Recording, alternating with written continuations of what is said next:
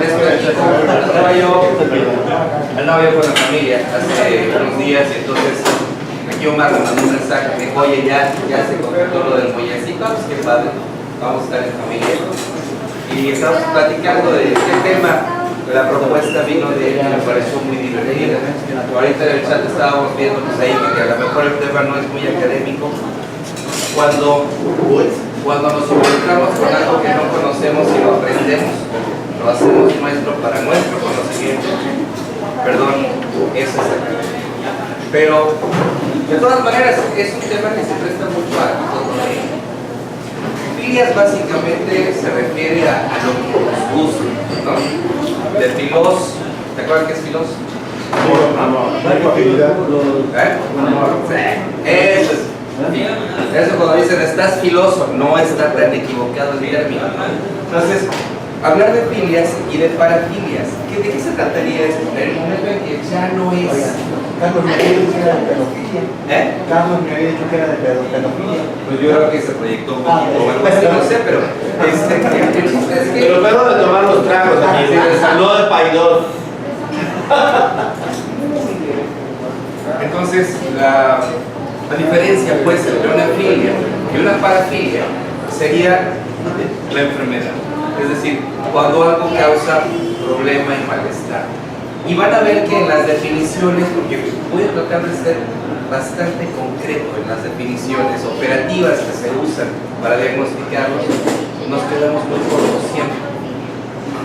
Por supuesto, hablar de parafilias y de filias y no dedicárselo al mismísimo maestro sería un insulto.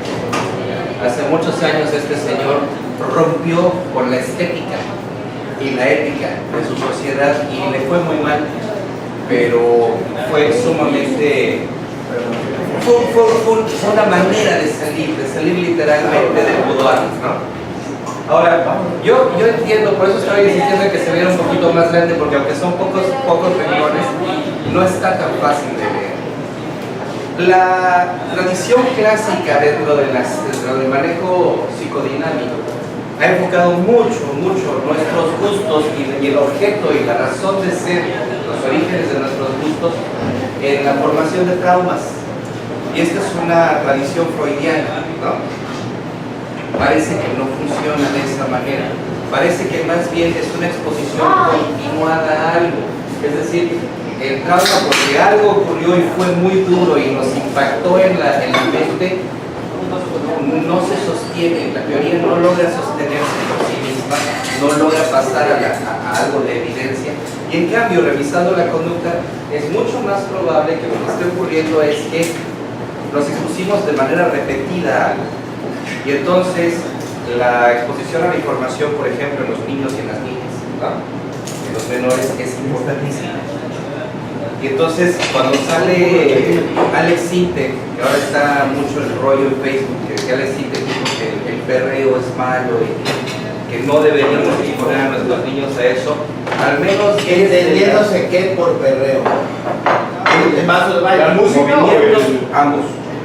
Lo que pasa es que cuando oyes los contenidos de las canciones es yo te voy a poner así, te voy a hacer así, y entonces vamos a hacer esto. De hecho, hay descripciones sumamente gráficas de canciones que está ahorita de moda, no podría decir que es un género, pero estaba yo en la peluquería, estaba yo viendo una canción de estas, de reggaetón, ¿no? Y entonces, mira, yo te voy a poner así, yo te la voy a meter así, y entonces tú vas a hacer así, gráfico. En la canción. Suficientemente claro de una descripción de una cópula de diferentes tipos. Y ese género se llama perreo. No, pero eso es lo que genera. Eso es lo que se refiere. Sí. Entonces, cuando Alex Sintek dice esto, pues parece que no está equivocado, ¿no? Y entonces nos remontamos un poquito más allá, porque eso es muy visible, eso es muy notorio que está aquí, que es mal, está mal, hace daño.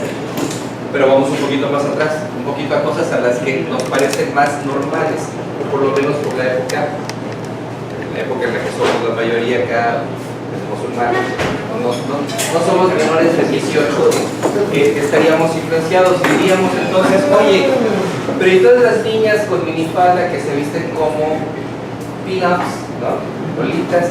Ah, eso sí está bien, está lindo, porque además en las escuelas se lo piden, porque se va a hacer un show de esto, de para el Día de la Madre. No, estamos sexualizando. Todos tenemos una sexualidad desde que nacemos. Entonces, forzar los contenidos sexuales y las imágenes sexuales a una edad que no corresponde siempre va a traer consecuencias. Casi siempre son consecuencias que pueden terminar siendo dañinas. ¿Vale? Entonces, lo que se supone ahora respecto a las filias y parafilias es que más bien no se forman en traumas. Pero eso estaba caliente esta cosa. No se forman en traumas, sino en el cortejo. Es decir, cómo decidimos acercarnos a los otros. Y entonces, esto puede estar muy determinado por qué tan tímidos somos, qué tan sociables somos, qué tan tímidos o sociables son los niños. Y fíjense entonces que lo importante es que los niños aprendan a socializar. Más importante todavía, que aprendan a gustarse a sí mismos. Hace unos años, estaba yo, la única vez que me habían invitado a Televisión Nacional, que me preguntaron, fue un programa muy chistoso porque hablaban de los diferentes tamaños del pene en diferentes grupos étnicos, ¿no? Y entonces sí hablaban de grupos étnicos de, en serio, 20 centímetros, 24 centímetros, es normal. No, pues, me da mucha tristeza decirlo, pero yo estoy fuera de ese estándar. Entonces, tacos. entonces, Siéntense aquí los tres. este es el asunto, ¿no? Yo les decía ahí, una de las cosas más importantes para mí, me parece que debería ser enfocar el aprendizaje de la sexualidad, además de en los momentos en los que debe corresponder. De nuevo, cada edad tiene una propia sexualización diferente. Además de eso, aprender a gustarnos a nosotros mismos. Si nos gustamos, llevamos un camino muy atrás, ¿no? Bueno, entonces, nos quitamos de la idea de que son traumas, adquirimos o nos sumamos un poquito a la idea de que es cómo vamos aprendiendo a relacionarnos. De niños formamos vínculos, de grandes seguimos formando vínculos. Y entonces es cuando yo le doy un poco caso a mi papá y le digo, oye, no, cuando está insistiendo es que mira, a Risa le gusta el fulanito, y yo digo, oye, párale. ¿Por qué? Porque la vas a sentir más tímida, ¿no? Entonces, ya hablando específicamente de las parafilias, efectivamente voy a señalarles algo, pero empecemos con uno para que vean lo que les quiero señalar: el voyerismo. Todos tenemos algo de voyer. Voyer es ver, ¿no? Queremos ver y vemos, y entonces nos sentimos a gusto con un hermoso atardecer, nos sentimos a gusto con una chava guapa, con un chavo guapo, ¿no? Pero la cuestión es que cuando hablamos de parafilia, se supone que estamos hablando de algo que es socialmente no aceptado o socialmente visto como algo raro o anormal. Y cuando hablamos de anormalidades, ahí ya tenemos el primer problema. Uno de los problemas con la psiquiatría que la psiquiatría tiene es que ha sido acusada con razón de patologizar todo. O sea, si algo es aceptable, es normal, es común, lo terminamos convirtiendo en una enfermedad. Probablemente el ejemplo más común de eso es el déficit de atención, pero el déficit de atención es una enfermedad. Hace años, en la elaboración del DSM-2, todavía se consideraba como una patología, por ejemplo, la homosexualidad.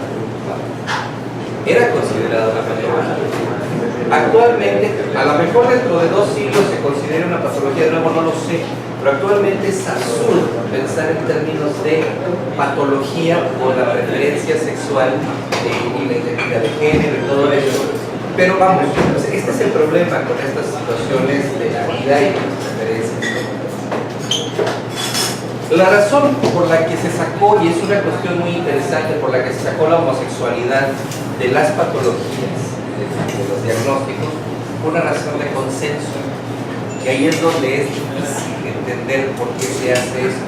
Pero el consenso fue básicamente así, y y yo les pido que no se consideren criticables por homofóbicos o no, pero la pregunta fue así en un congreso internacional: ¿cuántos de ustedes, levantando la mano, piensan que la homosexualidad no es una patología? No es una No patología. es una patología.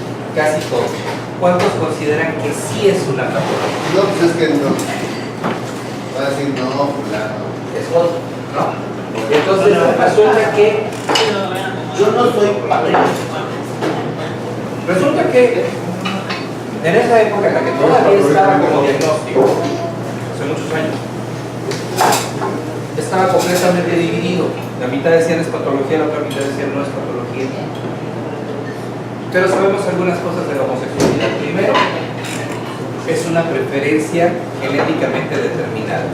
No hay duda. Y siguen diciendo, no, espérate, es que, por favor, o sea, hablemos de ciencia, es una preferencia genéticamente determinada, es el equivalente a un rasgo físico, se hereda, no se hereda, se hereda. No significa que va a haber una línea directa de herencia y entonces el abuelo, el padre, no, pero se hereda. Sabemos que también se puede prevenir. La homosexualidad es prevenible, es previsible. Si nosotros medimos los niveles de testosterona en el embarazo, en el líquido amniótico, resulta que las personas que tengan, tras los embarazos, que tengan un nivel de testosterona baja en el líquido amniótico, les inyectamos testosterona, los productos no van a ser homosexuales. Les inyectamos testosterona en el líquido amniótico, los productos no van a ser homosexuales. Ustedes saben que se experimenta en ratas. Bueno, esto está completamente resultado. La pregunta que se hizo ahí fue si podemos prevenir la homosexualidad porque es una enfermedad. ¿Es justificable empezar a hacer estudios en humanos de esto que se hizo en ratas? Y entonces incluso los que dijeron sí es una enfermedad dijeron no, de ninguna manera. No es justificable. Entonces esto no es una enfermedad. Es así de simple. No, pero es que causa daño. Fumar causa daño. ¿Es una enfermedad? No. Hay enfermedades asociadas, enfermedades por uso de sustancias adictivas. Correr con el carro fuertemente causa daño. Sí causa daño. No es una enfermedad. Son estilos de vida. Pero resulta que esto es un estilo de vida genéticamente determinado. Ahora sí.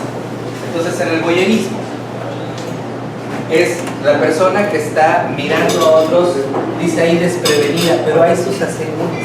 Porque resulta que hay parejas que disfrutan mucho, o grupos que disfrutan mucho, reunirse, ver, aunque los demás sepan que están siendo vistos, teniendo relaciones sexuales, teniendo conductas sexualizadas de algún tipo, ¿no? Y entonces estamos hablando de ver. Para que esto lo identifiquemos como una filia, no parafilia, tendríamos que estar hablando de que esto sea una preferencia, así como hablábamos de la homosexualidad. La diferencia es que esto no sería genéticamente determinado, ¿vale? O no tenemos evidencia de que sea genéticamente determinado. Entonces, en estas circunstancias, pues, si nosotros preferimos, podemos a lo mejor tener diferentes tipos de sexualización, pero preferimos esta sexualización en la que vemos cosas, entonces tenemos una filia, es una preferencia.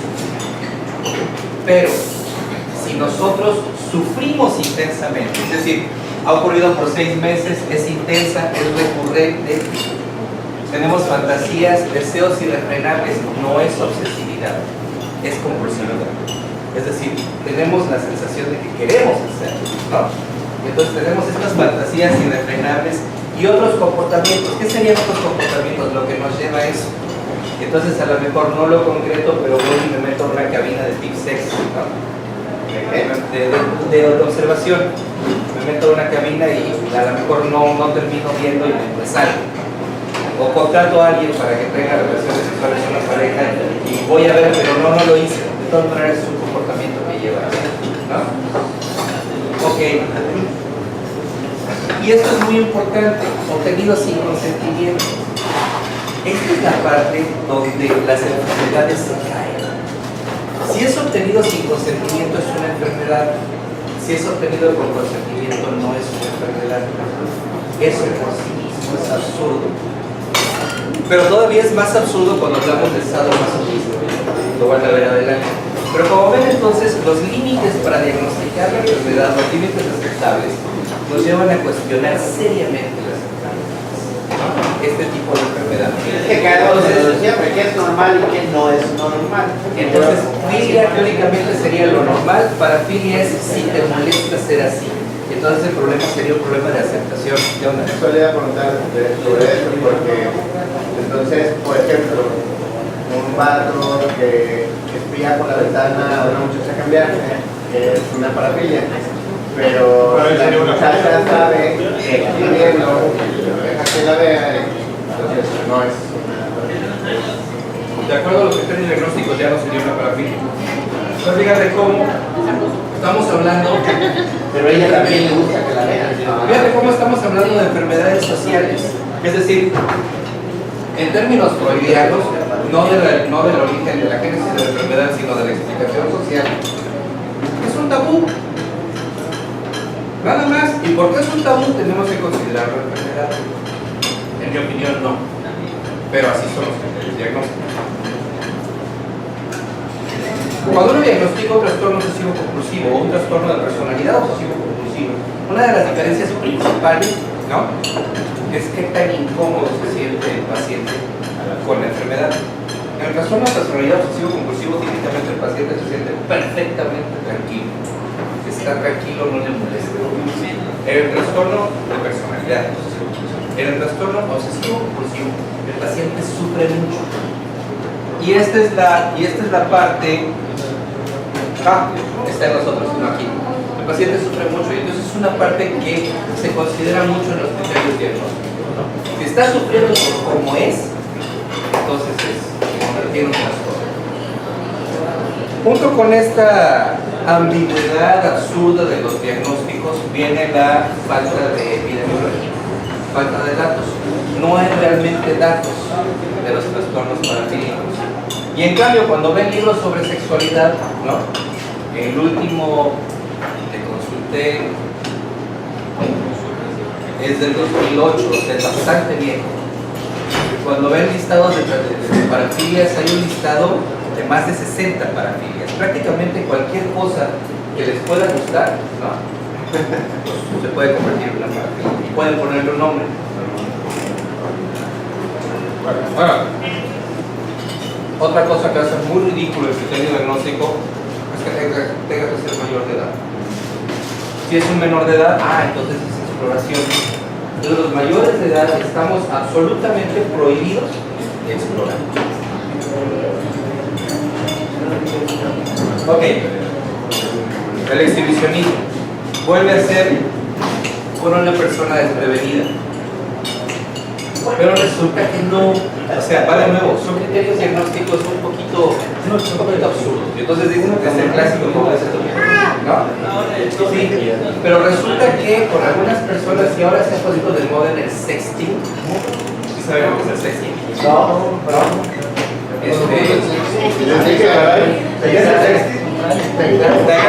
Te agarras el celular, ¿no?, te tomas fotos así de aquello, ¿no?, o de las zonas que quieras mandar, y se las mandas a alguien.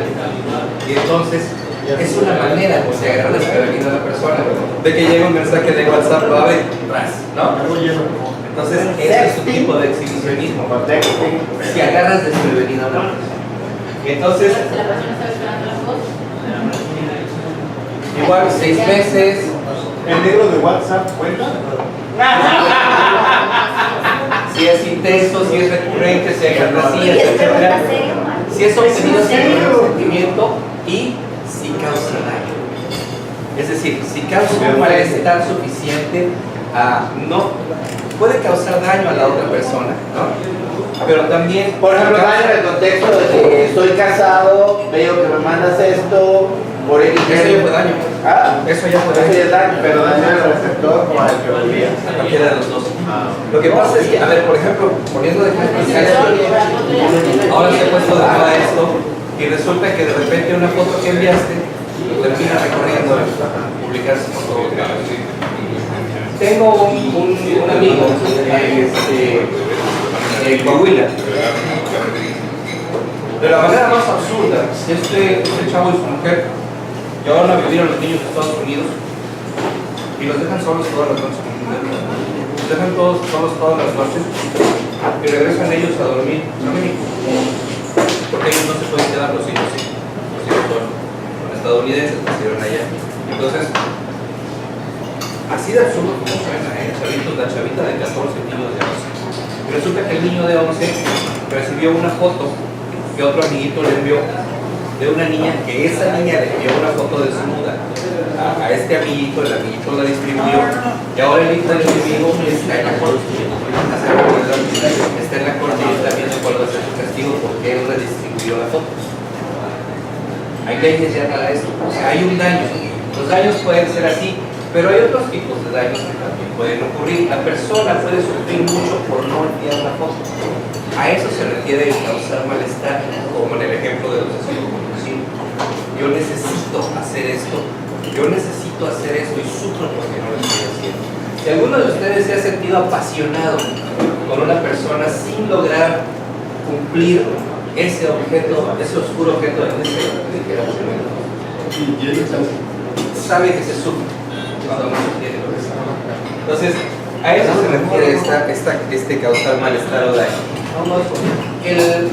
Es muy común que nosotros encontremos una persona que tiene el exhibicionismo, estuvo expuesta a pornografía en la infancia, estuvo expuesta repetidamente, no es que un día vio la pantalla,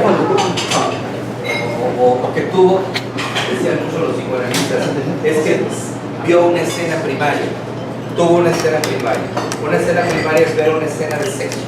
Entonces el niño o la niña entra al cuarto de los papás y ¡pum! ¿No? Ve a sus papás teniendo relaciones sexuales. Lo de la escena primaria no funciona así y sí está demostrado.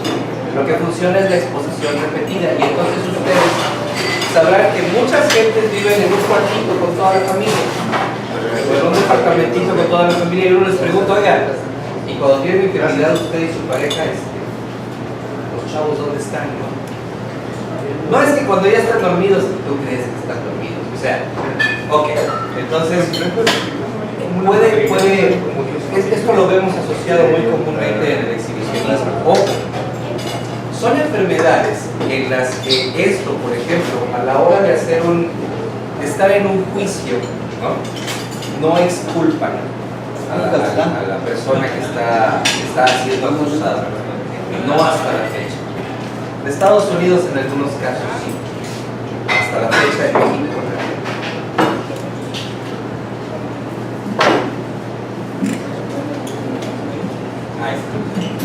El fronteurismo, y esto lamentablemente muchas mujeres lo han vivido en el metro de la Ciudad de México. Entonces van desesperadas por la vida y ¡pum! Ya les pegaron En esas circunstancias hablar del daño o el malestar físico que a cualquiera de los dos le puede causar, ¿no? Tanto al que lo hace como al que lo recibe, es prácticamente innecesario, es muy obvio, es muy evidente, es una transgresión de un límite que no es que te estoy viendo, porque si te estoy viendo a lo mejor es lo que te esperas, pero si te pegué, no.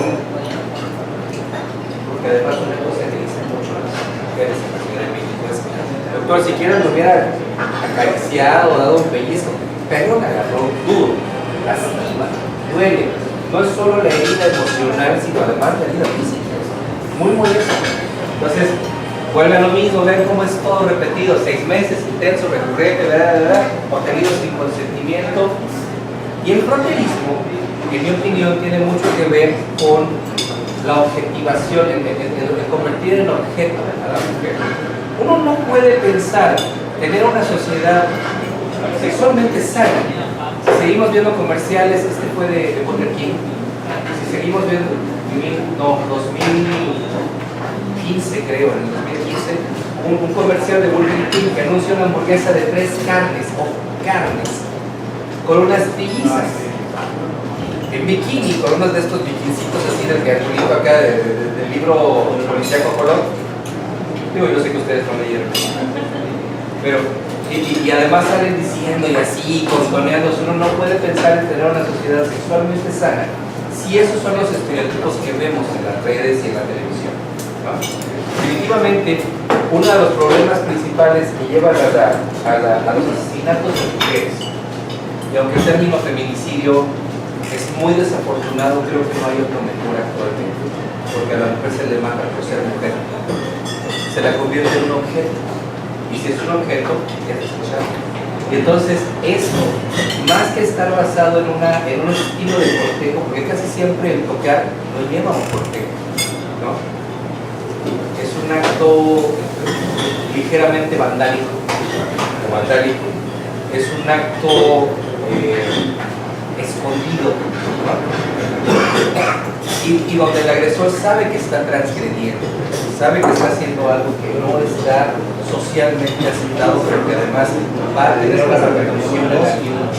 Y es cierto, algunos lo hacen con la fantasía de le voy a gustar, le va a gustar que se lo haga, pero no es la mayoría. Y digo, y aunque fuera así, no está bien. Entonces vean cómo aquí estamos hablando de una situación en la que el perpetrador, el que tiene la filia, tiende mucho a hacer en función de lo que socialmente puede, ¿no? ¿Hasta aquí vamos bien? Ok. El masoquismo sexual. Y aquí viene la parte probablemente más absurda. El masoquismo se refiere a la tendencia, al gusto por ser humillado, golpeado, atado, sometido a dolor físico o emocional, ¿no? Sí, es decir, cuando tienes un patrón de todo se ha repetido 6 veces, ¿no? Cuando tienes un patrón que ha sido repetitivo, es decir, si una vez experimentaste con algo, eso no te hace sensible. Si tienes una predilección por eso, donde prefieres tener un contacto sexual o sexualizado de este tipo, entonces tienes la filia, ¿no? Entonces, o sea, mientras no te moleste, no te haga daño y te gusta que te den alguien, es filia, no hay causa. es filia. Cuando te causa molestia es parafilia, y aún así es muy cuestionable. Pero sí, a lo que se refiere los 6 meses son patrones. Te causa malestar o daño. Sí. A ver, vuelve lo mismo, intensa recurrente, fantasías, deseos irrefrenables y se siente mal la persona. Se siente mal la persona porque dice, es que a mí me molesta que me aten y que me den mis latigazos y que me digan, a ver, perro, nada. O es que la muchacha se siente muy culpable porque le gusta que le aprieten el cuello y que la asfixie, ¿no? Hasta el punto de sentir que se está desmayando, pero lo disfruta. Entonces a lo mejor se siente culpable por eso. Ahí es cuando hablamos de causa malestar. Si causa daño, ¿qué pasó? Si causa daño, y hace relativamente poco un homicidio-suicidio en la Ciudad de México que fue muy sonado, donde un chavo se suicidó, que encuentra en la habitación por después de matar a la novia. La novia estaba, obviamente no amarrada, la novia estaba con una bolsa en la cabeza, una bolsa de plástico, porque era la preferencia de ellos, ¿no? Y entonces él se emociona, no se da cuenta de que ella ya no está respirando, ya está inconsciente, y cuando él reacciona ella está muerta. Y es, si fue eso, fue un doble homicidio ahí actuado, pues, pero esa fue la historia oficial. Ahora, si ustedes ven, en casi todas las anteriores, excepto voyerismo, se hablaba de siempre, también el voyerismo, siempre que no haya consentimiento del otro, ¿no? Aquí no. Aquí lo quitan. Y entonces dicen, no, es que el que quiere ser maltratado está mal, aunque el otro esté dispuesto a maltratarlo. Ese millonario se llama Amor Apache.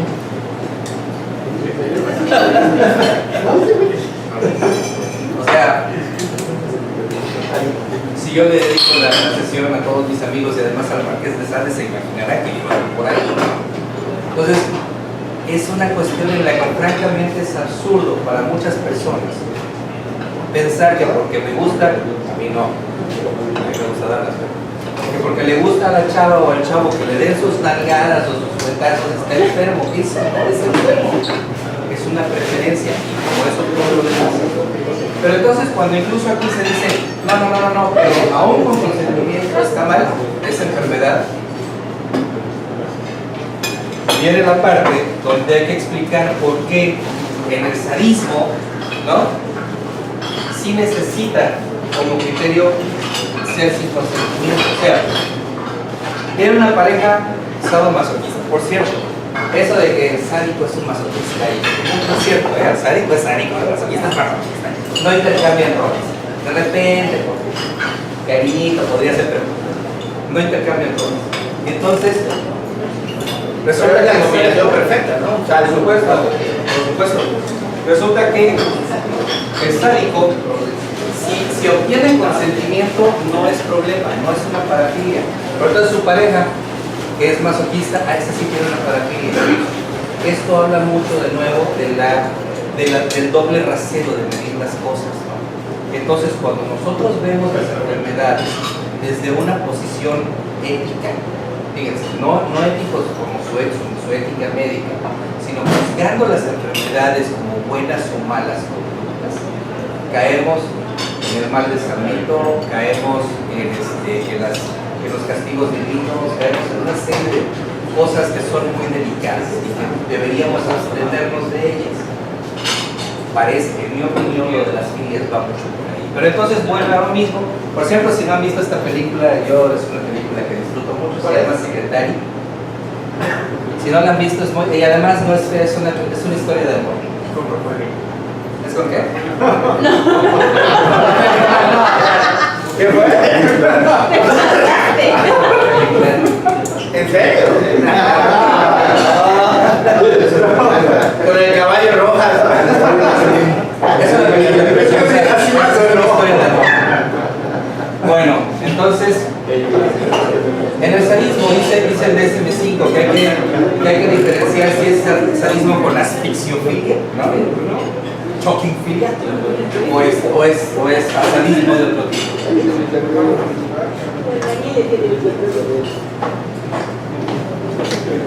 De la que hablamos, la pedofilia. Y esta es muy compleja. Ahora se acusa a casi todos los sacerdotes católicos, ¿no? De pedofilia. Muy común. Resulta, si nos remitimos a los criterios, actividad sexual se refiere a cualquier tipo de conducta erotisada, ¿vale? Lo cual significa que si le ando sobando las chicas, también, porque tengo esa preferencia, también.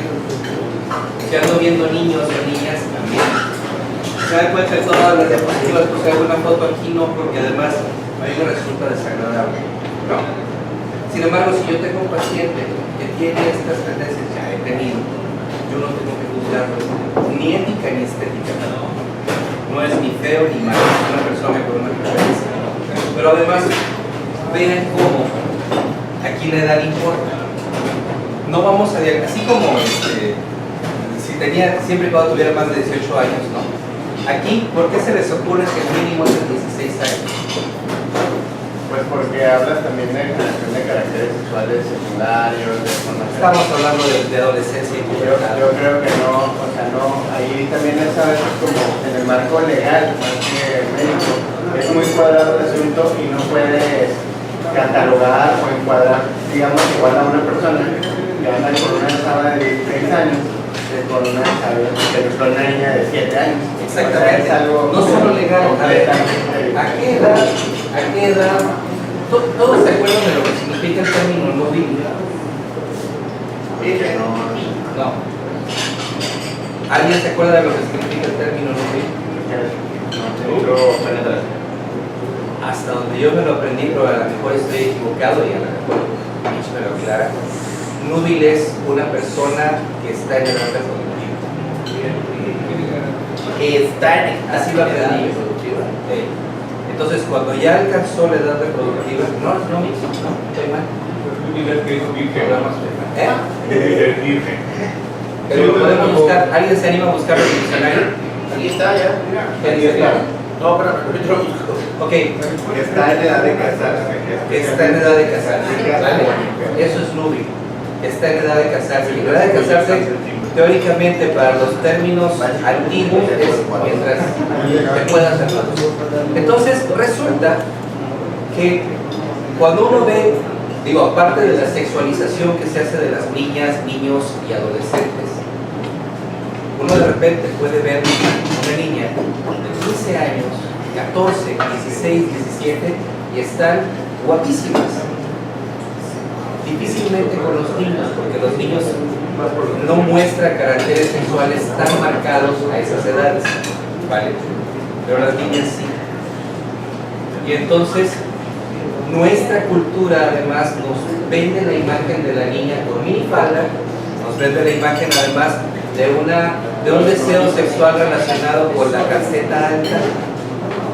Y si ustedes se meten en alguna página pornográfica, yo sé que ustedes no entran a páginas pornográficas, Nunca. pero si quieren pueden buscar muy zorras como y entonces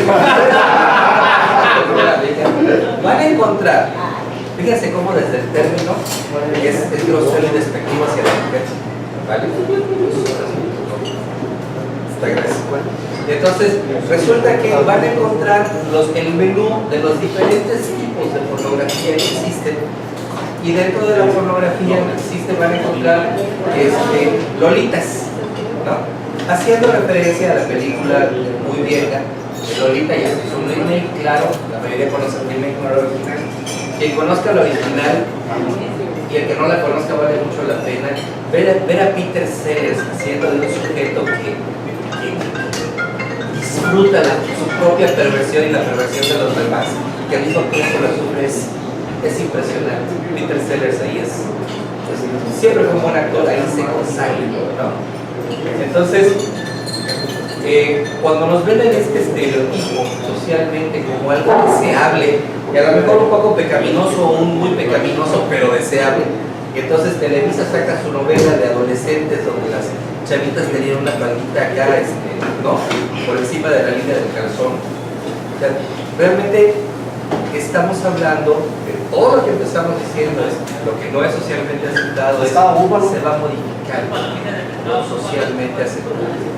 Si nos vamos hacia atrás, vamos a encontrar culturas bastante antiguas donde una chica de 14 años, 15 años, prácticamente cuando tenía sus primeras menstruaciones, ya podía casarse. Entonces, realmente volvemos a lo mismo, es lo que la sociedad considera negativo. Si ustedes ven las edades, aparte del mínimo de 16 años, tiene que haber por lo menos 5 años de diferencia. Y ahí excluye lo legal. Cuando ustedes ven un mayor de edad en Estados Unidos ligándose a un menor de edad, ¿no? Eso es un delito. Pero para diagnosticar esta diferencia tiene que haber un espacio de aproximadamente 5 años. Ustedes hacen cuentas, 16 años forzosamente tiene que ser alguien con alguien de menos. O sea, tiene que ser 5 años mayor y tiene que tener un mínimo de 16. Si tiene 16 años como mínimo, estamos hablando de alguien de 11 años. ¿Vale? La persona con la que se relaciona. Entonces están en edades sumamente diferentes, biológicamente hablando. Si a mí me gusta una chava de 40, no estamos tan diferentes, o una chava de 50, no estamos tan diferentes, ¿no? Pero si yo tengo 16 años y me gusta una chava, un chavo de 11, estamos en momentos biológicamente diferentes. Entonces no solo hablamos de lo que biológicamente, de nuevo, son 15 y 15, ¿no? No solo hablamos de lo que biológicamente estamos diseñados para hacer, también del momento biológico diferente en el que nos encontramos con respecto a la otra persona. Según esas cuentas, entonces está muy bien 17 y 13. 17 y 13. Según ese criterio sí, pero hay otro, según ese criterio no está mal. Acuérdate, Raúl, que este es un asunto en el que tenemos que salirnos de una ética social, ¿vale? De una cuestión moral. Porque entonces también está mal, por volvemos a lo mismo, también está mal cualquier cosa que no coincida con tus valores. Pero aquí hay otra cuestión. Bueno, aquí hay otra cuestión. Si 17 y 13, ¿no? Sería aceptable. Pero además, más allá, Aceptable para ti. no para la psiquiatría. ¿Para qué? Para la psiquiatría. Si me preguntas a mí de manera Tú eres personal, psiquiatra, ¿no? si yo no pertenezco a la psiquiatría clásica, si esa es tu pregunta. No estás de acuerdo. ¿O sí estás de acuerdo? Yo voy a contestarte, si me preguntas a título personal, te voy a contestar algo que te va a gustar todavía menos. No, que me gusta, no estoy preguntando nada más. A mí me parece a título, no, si me preguntas así a secas, para la psiquiatría es así. 17 y 13 sería una edad aceptable. Si ya hablando y deseando hablar de lo que a mí me mueve y es personal, yo te puedo decir, para mí es aceptable cualquier cosa.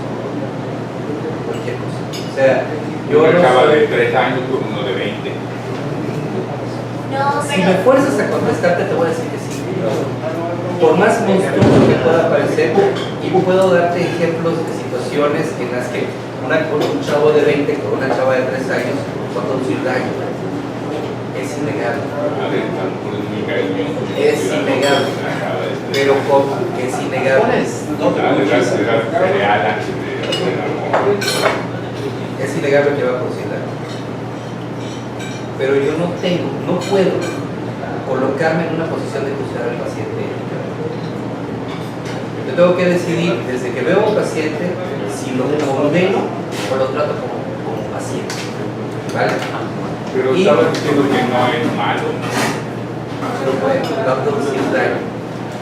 Si hablamos, ética es malo y bueno. Está diciendo que para ti es aceptable y que no porque va a ser paciente. Bueno, pero es que Espérame, no, hay una respuesta muy fácil para eso. No es un paciente, no es un enfermo, no hace diagnóstico, No es un de enfermo. es un criminal. ¿Vale? Y esta idea de que los criminales cometen crímenes porque están enfermos, eso es un error. Eso es un criminal. ¿Qué tan bien o qué tan mal está matar a una persona? Desde yéndome al extremo, el mayor daño posible para la salud es la muerte. ¿Hay un mayor daño para la muerte posible? ¿Para la salud? ¿Para la muerte? No hasta donde yo sé. Entonces, ese es un extremo. ¿Qué tan bueno o qué tan malo es? Depende de las circunstancias. ¿Qué tan bueno o qué tan malo es tener un abuso sexual sobre un menor? De ninguna manera depende de las circunstancias. Y es un crimen. Decir que eso se hace porque se tiene una parafilia es un error. ¿Vale? Pero va de nuevo. El juzgar a la persona desde la posición clínica tiene que ser forzosamente exceptuado completamente de un juicio ético sobre el paciente. Yo no puedo hacer eso. No se puede. El momento en que lo haces, entonces conviertes en malos prácticamente a todos o en débiles. El deprimido se deprime porque es débil, ¿no? Ya estás mal, ya clínicamente estás mal y no puedes ayudar a la persona. O no puedes ejercer un diagnóstico, ¿no? Explicarle, decir, no, esta persona no tiene un problema que justifique que haya hecho eso. Esta persona es imputable. Entonces es un criminal. A lo mejor eso te dice por dónde voy a que se refiere que es aceptable. No estoy hablando de ética, estoy hablando de clínica. Bueno, entonces a lo mejor no te aclaré la duda, pero ahí, si quieres, ahora lo seguimos. Esta es la pedofilia. Ahora, el fetichismo. El fetichismo se refiere a objetos o partes del cuerpo, y entonces hay quien tiene fetiches sobre objetos físicos, ¿no? Y los tacones, curiosamente, tienden a ser un fetiche muy común. Ustedes, no, probablemente si alguien de ustedes ha visto una película o les han platicado lo que se ve en table dance, sepan y se enteren de que la mayoría de las chavas que bailan en un table dance se quitan todo menos los tacones. O casi siempre se dejan los tacones puestos, a veces lo quitan. Entonces, tiene que ver con eso. Por algún motivo a la mayoría de los hombres nos gusta ver a una mujer con tacones. Y entonces eso es un fetiche muy común. Pero volvemos a lo mismo, se trata de una preferencia casi exclusiva. Es Es decir, yo puedo hacerlo de muchas maneras, pero prefiero de esto. Entonces, los tacones, el asunto de adornos, de diferentes cosas. Pero también, La piel. la piel, el vestirse de cuero, ¿no? Si vieron una película que se llama 4 bodas y un funeral, dice una de las actrices, bueno, es que sí iba mucha gente rara a la tienda, porque ella trabajaba en una tienda donde venden ropa de cuero y de hule, y bueno, pues es que, pues sí, es que a quien le gusta esa ropa, ¿no? Bueno, sí, eso es un fetiche bastante común. Pero también hay otros tipos de fetiches. En alguna ocasión platicaron un fetiche bastante interesante, bastante divertido, que era de una persona, dos personas que son, una es agnóstica y la otra es atea, pero no son gentes así que les gusta estar insultando a la religión ni nada, pero como empezó siendo chiste y burla y terminó siendo un verdadero fetiche para ellos, para esta pareja, que mientras estaban teniendo relaciones sexuales, estando en una posición, perdón, sé que suena vulgar, pero en una posición de perrito, ¿no? Donde el hombre está colocado detrás. El hombre se ponía... Explícanosla bien. Lo expliqué si quieres después. Entonces, No, nunca he oído hablar yo de eso.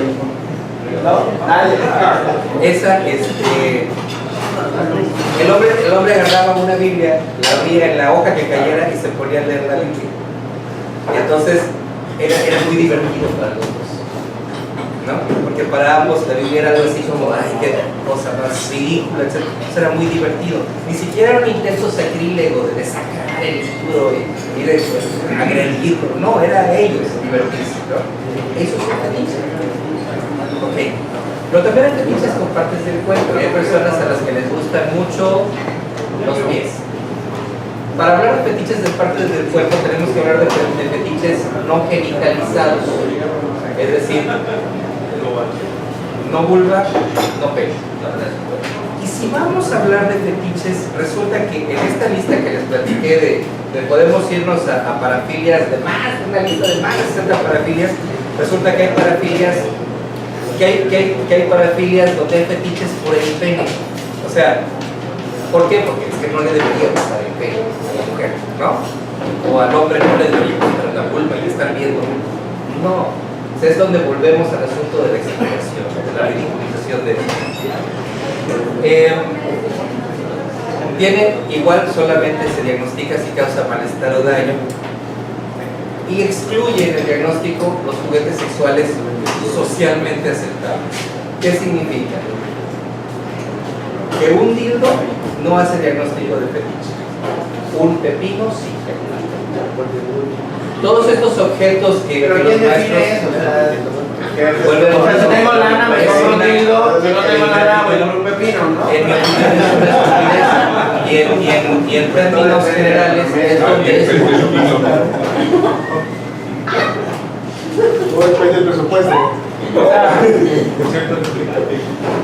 Yo no soy una estupidez. Claro, y en términos generales es este tipo de ejemplos donde queda más claro cómo cualquier cosa podría ser aceptable. Ok. Y excluye también el travestismo.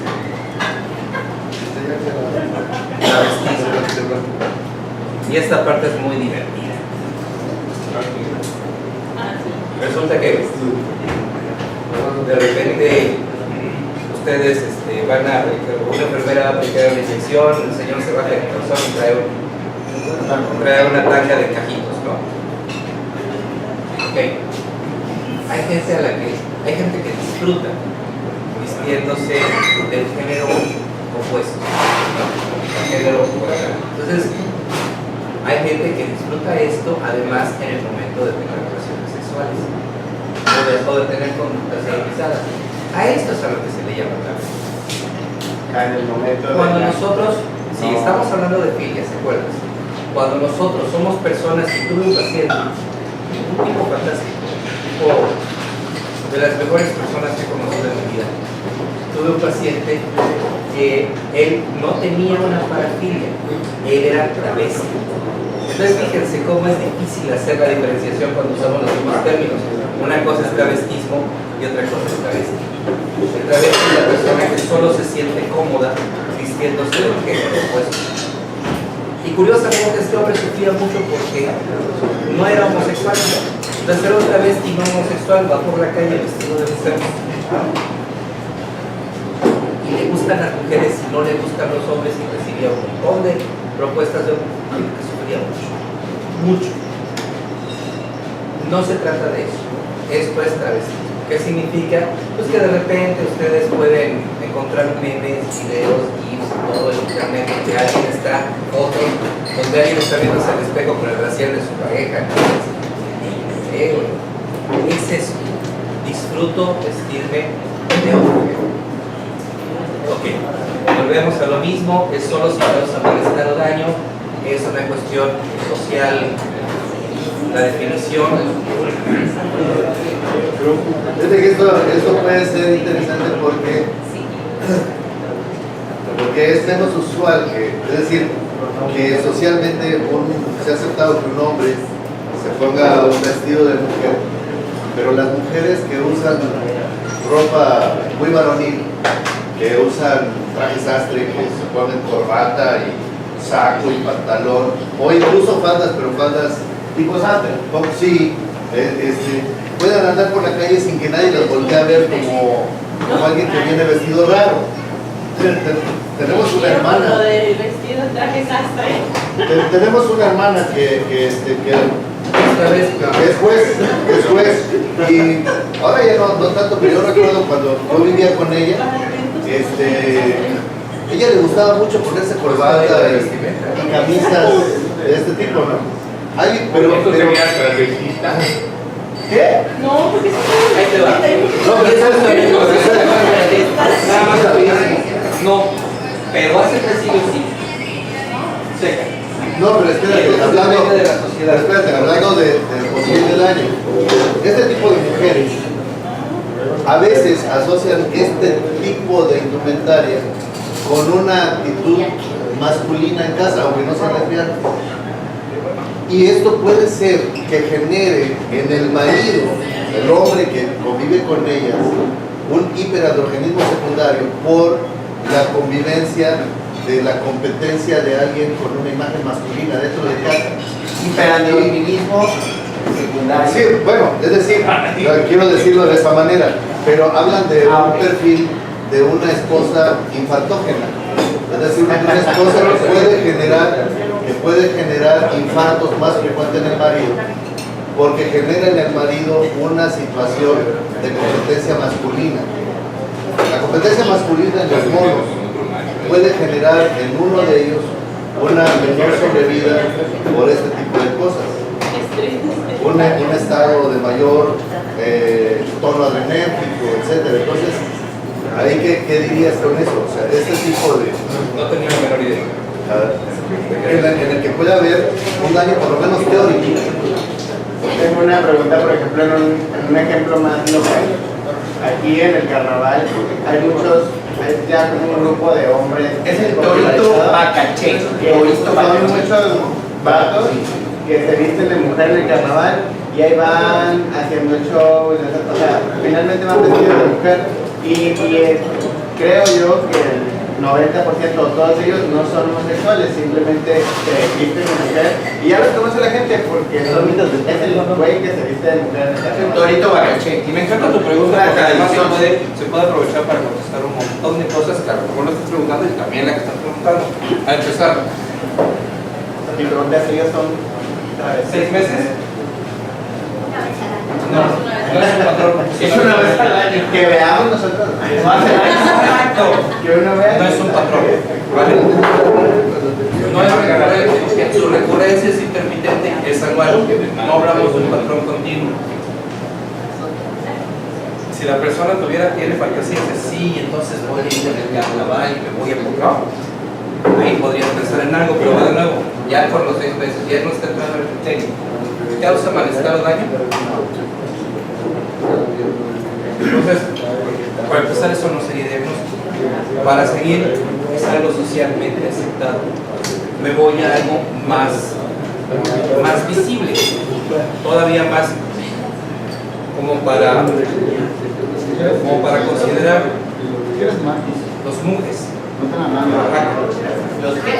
O mujes. Son como personas. Es una persona en la familia que es seleccionada para quedarse al cuidado de los padres, para que cuide a los padres, pero además es un hombre que va a hacer funciones de mujer en la familia, funciones de mujer literal en la familia, ¿ok? Y es educado como mujer y tienden a ser poderosos socialmente hablando. Yo no lo sabía eso. Es muy étnico. No, es interesantísimo el asunto de los mujeres. Y ellos no son, porque en Oaxaca también odian a los homosexuales en muchas partes, pero al mujer no. Pero al mujer no. El mujer es una institución social. En cualquier estrato social, o sea, es en la ciudad Ahí o sí, en alguna cultura. No, en la ciudad también, pero ahí sí ya no te sé decir. Pero es Sé algo que es muy- más del istmo. Es algo muy étnico, es algo muy localizado. ¿Qué onda, Marco? Supongamos que al primo de un amigo luego le piden que se ponga la bata, eso también cuesta como transvestismo. ¿Cómo? ¿Qué quién? ¿La bata? Ajá. No, es un pedazo. A mí también me lo pedí.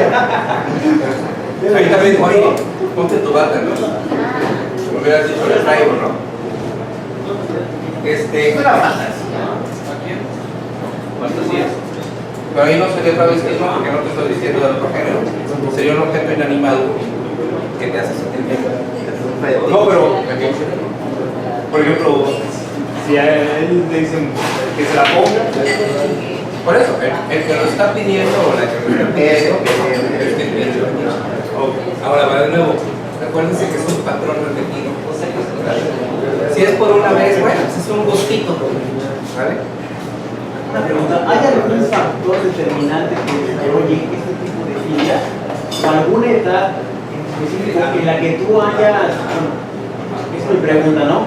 Que tú hayas detectado que se desarrolla esto, ya sea cuando el individuo acaba su madurez mental, si así lo queremos ver? La madurez es un término muy antiguo. Y ahí yo no me voy a meter ahorita, pero es un término sumamente antiguo. El asunto es que adquirimos estilos de relación en nuestra vida, ¿no? Vamos aprendiendo a relacionarnos y a elegir nuestros estilos de relación. Entonces, sí hay una edad que es determinante para eso. Es prácticamente desde que naces, pero se identifica hacia los 4 años. Y es más o menos al inicio de la adolescencia con el pecado. Esa es la más marcada para generar preferencias. Pero a partir de ahí, más o menos a partir de los 13 años, empiezas a elegir preferencias y entonces empiezas a experimentar los mecanismos de cortejo. Y a partir de ahí vas aprendiendo cómo relacionarte, qué les gusta a los otros, qué no les gusta, qué haces si funciona, qué haces si no funciona, ¿no? Y ahí es otra etapa que a lo mejor no es tan marcadamente trascendente como la primera que te describí, los 14 a los 13. Pero a partir de ahí también será una etapa importante en este sentido, ir eligiendo mecanismos de cortejo. Y va de nuevo, me remito a lo que dije al principio. La teoría psicodinámica, las teorías psicodinamistas, freudiana, teoría psicoanalítica, hablaban de traumas. Y está bastante demostrado que no funciona así. Uno no modifica su vida por los traumas, sino por lo que va aprendiendo de manera repetida. Entonces, la forma en que yo aprendí que las cosas me funcionaban o no me funcionaban es la forma en que generalmente después voy a poner conductas o elegir conductas y ponerlas en práctica para intentar mis logros, mis metas, mis alcances, mis ligues, mis conquistas, sexo, ¿no? Entonces, estas dos etapas de escolar, ¿no? Y adolescente son marcadamente importantes. Y además, la parte más grave probablemente de la parte de este asunto del adolescente que tiene que estar eligiendo es que el adolescente está continuamente bombardeado y expuesto a influencias que pueden ser negativas. Y entonces el adolescente ve que, volvemos a lo mismo que decía hace rato, que es normal y socialmente aceptable tratar a la mujer como un objeto. Y si ustedes tratan con gente de prácticamente la costa norte-oeste, ¿no? sido expuesto norte, oeste y Pacífico. Prácticamente sí, pero ya para el Guerrero también, sin duda, a lo mejor para Chiapas ya no tanto.